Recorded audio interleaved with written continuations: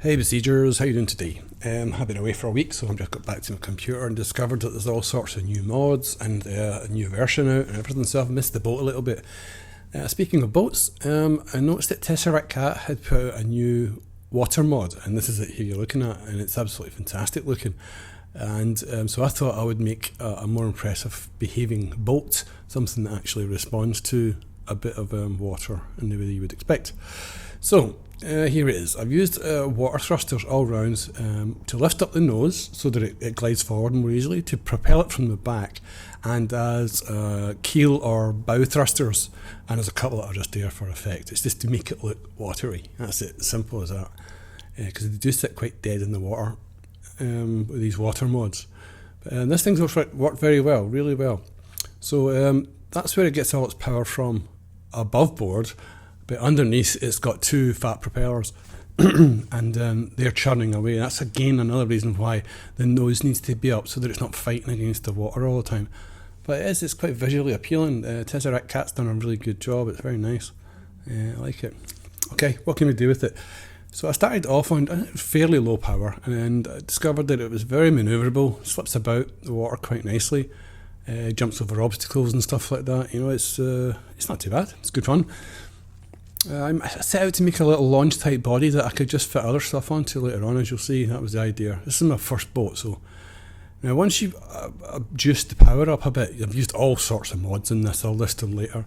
The nose starts to come right up, and then when that starts to happen, it really starts to move fast, and it looks a lot better as well. It took a little bit of skill for me to control it, but after a while I was getting there and not falling over so much. But then I realised if it can do this, then the chances are it can flip. That was an accident. I thought, well, surely I can make it flip, keeping it controlled tight and getting a full 360. So here's the first one. Bump. And then just to prove that it wasn't a fluke, I did it again. Looks good coming out of the water like that. Not that one. Here we go. This is the best one. Just about anyway. Hey. So what we're going to use that for? Okay, so I thought we'll go over to the crystal, and we'll try and fling in the thing at the tower and see if we can knock the crystal off and grab it somehow. I've got grabbers on the bottom of the boat here. And I just whack it, and not a success really. Not a really good way to start, but it was a good bit of fun. Got some nice spins again, but that was it. So then I thought, oh, maybe I'll knock one side away, see if I can get it to fall into the boat. It's a bit more clever of approach, but again, nothing doing. It just filled up the garbage and then slipped off. Had another couple of goes in it, and then another couple of flips. It really likes to flip, this thing, as you can see. It's forever taking off.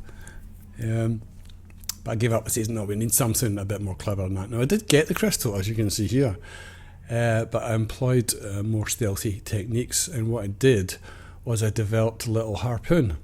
Nothing too special, 2 ropes and a rocket, and just trying to control that alone with something, because it wobbles all over the place because of the boat. But eventually we got that. So it's just dipping all the time. We got it, and then the ropes would snap. Even on invincibility, the damn ropes would snap. So here we go. We'll catch it one time, and it was think, yes, we're away. And then twang, the freaking rope goes. But then I got it by the bottom in a fancy catch like that. It's very good. And then I reeled it in like a big fish. I just went round the tower, and used the launcher itself like a mini crane. Well, I hadn't intended that, but that's what it became. And just struggled to get it out of the water because of the weight. So it was like catching a big fish. It was quite exciting. It was good fun. I really enjoyed it. So there we go. Eventually get the bugger out. But the water looks fantastic, doesn't it? That's exactly what we've been waiting for. This is just so nice, man. It's really nice. The modders are doing a fantastic job. There's millions of new mods out. There's loads of them. Okay, and so that was that. We got that one, and we'll just watch this as it slips off. So I've only got one more little iteration. Notice the reflected sunlight and everything on the water now as well. It's just so, and you get a nice swell and waves, everything. It's right there. There was only one more thing that I wanted to do before I gave this up, and that was get some firepower on board and shoot stuff, because it's Besiege after all. So I made a little gunboat for some gunboat diplomacy, and put in rapid fire cannons courtesy of Bob D132's MultiMod, and Tesseract's exploding Canonballs. So the two, you can actually see them in the bottom of the screen there. You've got the the two mods going at the same time here, and it's very, very good. It's a huge amount of fun. My aim's not that great, but I mean, this little thing bore up well to it. You can have a ton of fun with it. I played for quite a while. So that's that. So I think this is only going to be my first boat. I definitely think I'm going to go back and build some more now. I've got a few ideas, and I'm sure everybody, now that they've seen that new water mod, they're going to be wanting to build them as well. You know, because they're just, it's so visually appealing. It's just amazing. Well, that's it. After you shoot up all the yaks, or water buffaloes I now call them. Okay, that's it folks. Thanks for watching. Bye. See ya.